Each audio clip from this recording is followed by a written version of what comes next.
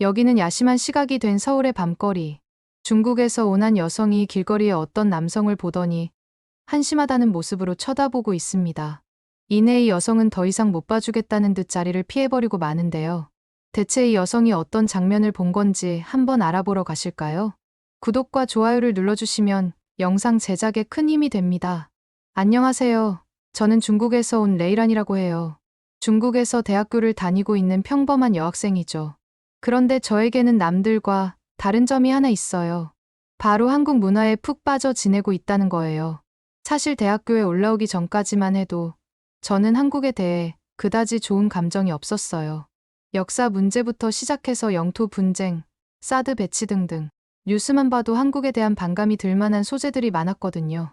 게다가 사드 배치 때문에 보복성으로 중국 정부 차원에서 한한령이라고 하는 한류 컨텐츠 금지령까지 내렸으니 좋은 감정이 생길래야 생길 수 없는 환경이었죠. 주변에서도 한국을 안 좋게 말하는 분위기였고요. 그래서 한국 연예인들이 중국에서 인기를 끌 때도 왜 하필 한국이냐며 못마땅해 했죠. 그런데 대학교에 입학하고 난 뒤 인생의 전환점이 찾아왔어요. 대학 수업에서 우연히 마주친 한국인 교환학생 때문이었는데 정말 잘생겼더라고요. 키도 크고 피부도 좋고 옷도 멋있게 입고 특히 수수한 듯 하면서도 센스 있는 스타일링이 너무 멋져 보였어요. 절로 눈길이 갔달까요? 그 남학생을 보는 순간 그동안의 고정관념이 무너지는 느낌이었어요. 한국 남자도 이렇게 잘생길 수 있구나. 한국이 뭔가 매력 있는 나라인가 보다 하는 생각이 들더라고요. 호기심에 살짝 그에 대해 알아봤죠. 평소 패션이나 음악 취향도 남달랐고 수업 시간에 하는 발표도 독창적이고 논리적이었어요. 친구들한테 그 남학생 얘기를 했더니 요즘 한국 남자들은 외모 관리에 많은 신경을 쓴다더라고요. 남자 아이돌이나 배우들의 훈훈한 비주얼도 유명하고요. 그 얘기를 듣고 나니 한국 남자들에 대한 제 선입견이 바뀌기 시작했어요. 그렇게 호감이 생긴 남학생 때문에 자연스럽게 한국 대중문화에도 관심을 갖게 되었죠. 우연히 접한 케이팝에 매료되었고 드라마와 예능도 찾아보게 되었어요. 보면 볼수록 한국 콘텐츠의 퀄리티에 감탄하게 되더라고요. 부끄럽게도 정상적인 방법으로 본 건 아니긴 하지만요. 스토리는 물론 영상미, 음악, 패션까지 모든 게 트렌디하고 세련됐거든요.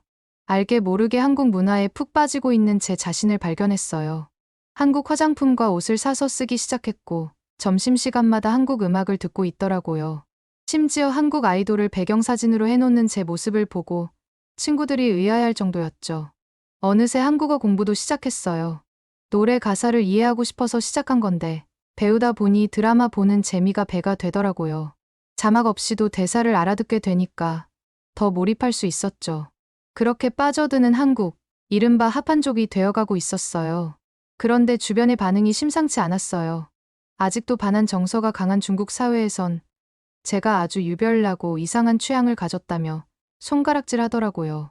부모님은 중국이 세계 최고의 문명국인데 한국 문화는 그저 모방에 불과하다면서 못마땅해 하셨죠. 급기야 부모님이 제 한국 옷가지들을 다 찢어버리는 충격적인 사건이 벌어졌어요. 한국 옷 입는 걸 보고 화가 많이 나셨나 봐요. 그날 많이 울었던 게 기억나네요. 억울하고 서운한 마음에 며칠을 보냈죠.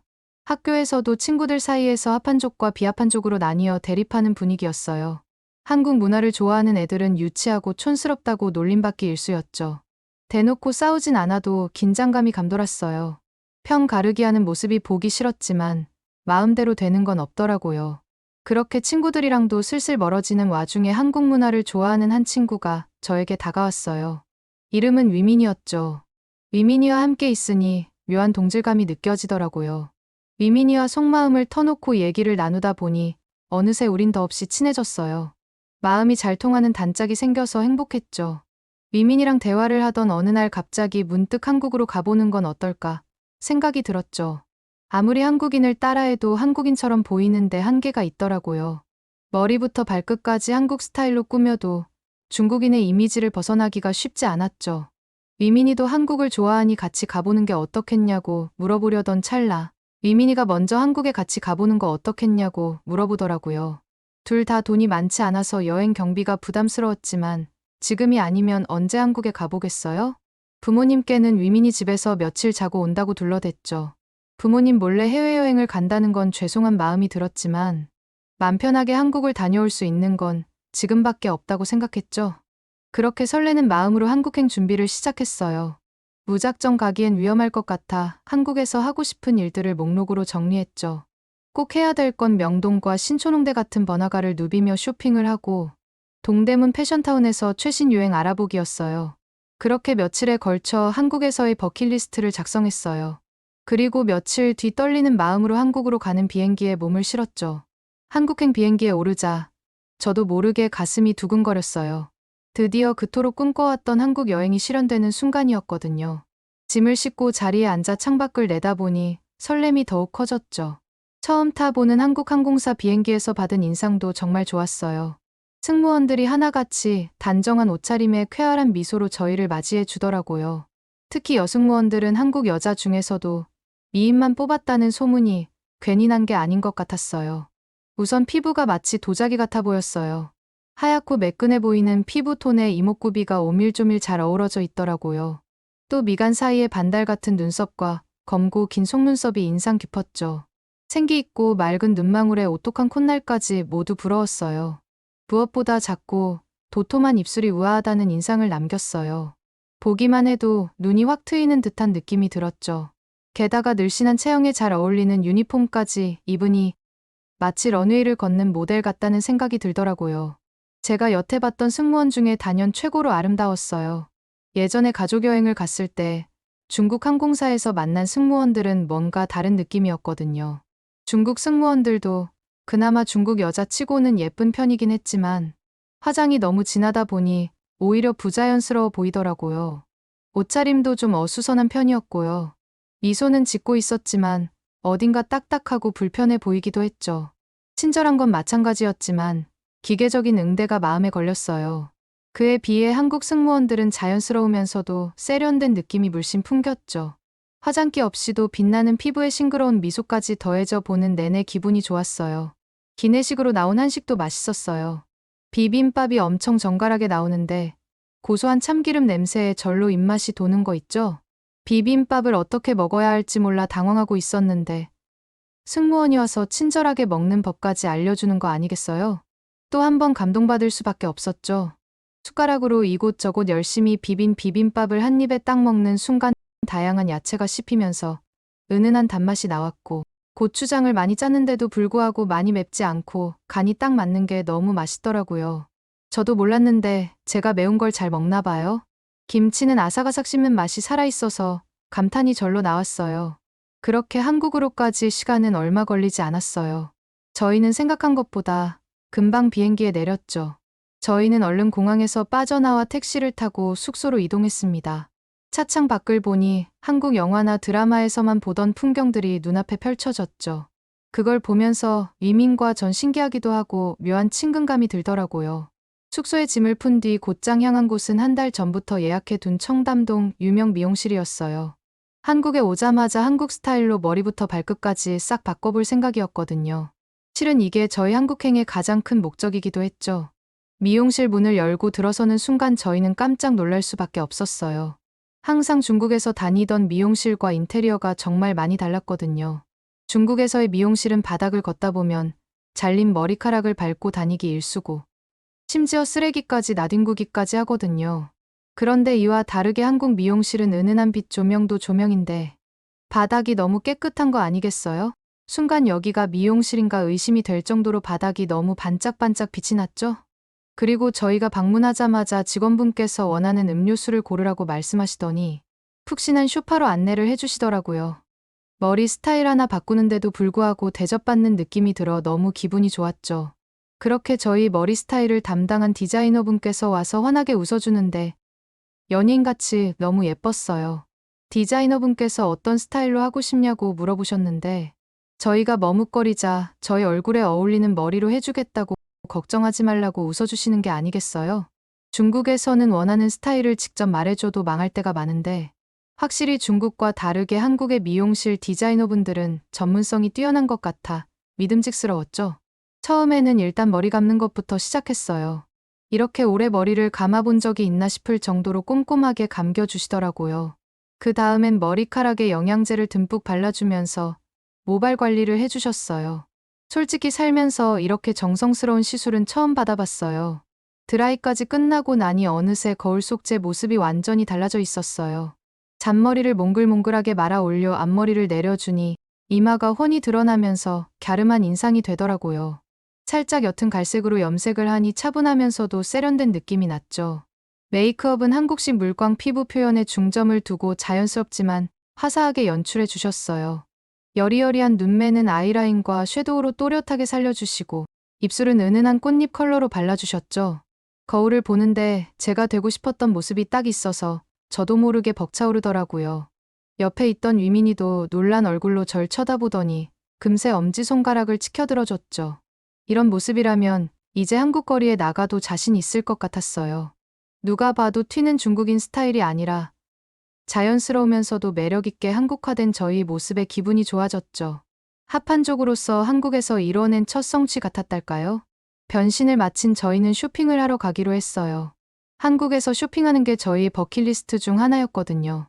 서울 곳곳에 숨겨진 매력적인 쇼핑 장소들을 누비기 위해 지하철에 몸을 실었어요. 지하철에 탑승하자마자 깜짝 놀랐어요. 깔끔하고 쾌적한 실내 환경에 감탄이 절로 나왔죠. 중국 지하철과는 차원이 다른 수준이었어요. 게다가 외국인을 배려한 친절한 안내 서비스도 인상 깊었어요. 영어, 중국어, 일본어까지 역내 곳곳에 친절한 설명이 적혀 있고 음성 안내가 나와 낯선 곳을 찾아다니기가 훨씬 수월했죠. 서울 구석구석을 누비며 이곳저곳 쇼핑하는 재미도 쏠쏠했어요. 먼저 홍대에서 개성 넘치는 아이템들을 구경하고 잔뜩 담았죠. 그 다음엔 압구정동 로데오 거리에서 눈호강을 실컷 했답니다. 유명 패션 브랜드는 물론 트렌디한 편집숍까지 둘러보느라 시간 가는 줄 몰랐어요. 로데오 거리를 걸으며 멋진 사람 구경하는 것도 일석이조더라고요. 마치 런웨이를 방불케 하는 훈남훈녀들의 패션이 정말 감탄을 자아냈죠. 누구 하나 빠질 것 없이 스타일리시한 모습에 눈이 호강했답니다. 이 정도면 거리를 걷는 것만으로도 힐링이 되는 느낌이었죠. 쇼핑에 푹 빠져 정신없이 둘러보다 보니 어느새 밤이 찾아왔어요. 근데 서울의 밤거리는 낮과는 또 다른 매력이 있더라고요. 화려한 야경과 활기 넘치는 분위기에 피로는 싹 잊고 룰루랄라 기분이 들떴죠. 쇼핑에 흠뻑 취해 늦은 밤 숙소로 돌아왔어요. 배가 출출해서 간단히 야식이나 해결하고 싶은 마음에 배달 앱을 켰죠. 한국에서는 배달 앱이 없는 사람이 없다고 할 정도로 많이 사용한다 해서 미리 깔아놨었거든요. 솔직히 늦은 시간이라서 주문을 할 수 있는 곳이 없을 거라고 생각했어요. 근데 이 시간에도 주문 가능한 메뉴가 넘쳐나는 거 아니겠어요? 한국은 야식 천국이 따로 없더라고요. 고민 끝에 떡볶이와 양념치킨을 주문했어요. 한국 음식 하면 빼놓을 수 없는 두 메뉴잖아요. 배달이 오기까지 얼마 걸리지 않아 금세 음식이 도착했죠. 뚜껑을 열자마자 맛깔스러운 냄새에 침이 꼴깍 넘어갔어요. 새빨간 떡볶이를 입에 한 입 넣은 순간 온 입안이 짜릿했어요. 매콤달콤 소스가 입에 가득 머금자 몸에서 소름까지 돋더라니까요. 이어서 한 입 크게 베어본 양념치킨은 겉은 바삭하고 속은 촉촉한 게 계속 입으로 들어가더라고요. 이렇게 맛있는 음식을 앱에 버튼 몇 번 눌러서 바로 받아볼 수 있는 게 너무 신기했죠. 배달 음식을 먹다 보니 한국은 길거리 음식도 워낙 유명해서 먹어보고 싶던데 다음에 오면 먹어봐야겠다고 다짐했답니다. 배가 터질 정도로 먹은 후 소화 겸 위민이랑 산책을 하러 나왔어요. 늦은 밤인데도 불구하고 서울 거리는 여전히 생기가 넘쳤어요. 가로등 은은한 불빛 아래 도심을 거니는 사람들의 모습이 평화로워 보였죠. 편의점 앞 시끌벅적한 젊은이들, 공원을 가로지르는 운동 애호가들까지 다채로운 구경거리가 가득하더라고요. 분위기에 취해 걷다 보니 어느새 번화가로 접어들었어요. 화려한 간판들이 끝없이 이어지는 거리에선 더욱 많은 사람들 소리가 들리더라고요. 그때 한 남자가 휘청거리며 좁은 골목에서 튀어나왔어요. 얼핏 봐도 술에 잔뜩 취해 비틀거리는 모습이 위태롭게 느껴졌죠. 그런데 갑자기 담벼락에 바짝 다가가더니 바지 지퍼를 내리는 게 아니겠어요? 순간 참을 수 없다는 듯 담벼락에 노상방뇨를 하기 시작했어요. 깜짝 놀라 눈을 의심했죠. 대놓고 한복판에서 저러다니 정말 무개념한 행동이더라고요. 심지어 한국인이라는 사실이 충격적이었죠. 하지만 이건 제 착각이었어요. 더럽다는 표정을 지으면서 그 남자를 쳐다보고 있으니 웬 중국말로 욕설을 내뱉고 있는 거 아니겠어요? 술김에 중얼거리는 중국어가 왠지 귓가에 거슬리게 꽂히더라고요. 그 남자는 중국인이었던 거죠. 곧이어 그 광경을 목격한 한국인들의 눈초리가 달라지는 게 느껴졌어요. 못마땅한 시선으로 힐끔거리는 모습에서 노골적인 불쾌감이 읽혔죠. 순간 뜨끔해지면서 괜히 민망해졌어요. 같은 중국인이라는 이유만으로도 죄스러운 기분이 들더라고요. 제발 그만 좀 해, 라고 소리치고 싶었지만 취객과 마주치기가 무서웠어요. 위민이 손을 꼭 붙잡고 얼른 그 자리를 피했죠. 한국인들에게 폐를 끼치는 게 너무 미안하고 부끄러웠어요. 그런 추태를 부린 중국인 남자가 밉고 원망스러웠죠. 중국인도 욕하는 중국인인데 한국인이 봤으면 오죽했을까요? 한국인들이 중국인들을 유독 미워하는 게 단번에 이해되더라고요. 그 장면이 보기 싫어서 달아나듯 서둘러 골목을 벗어나자 마음이 좀 진정되었어요.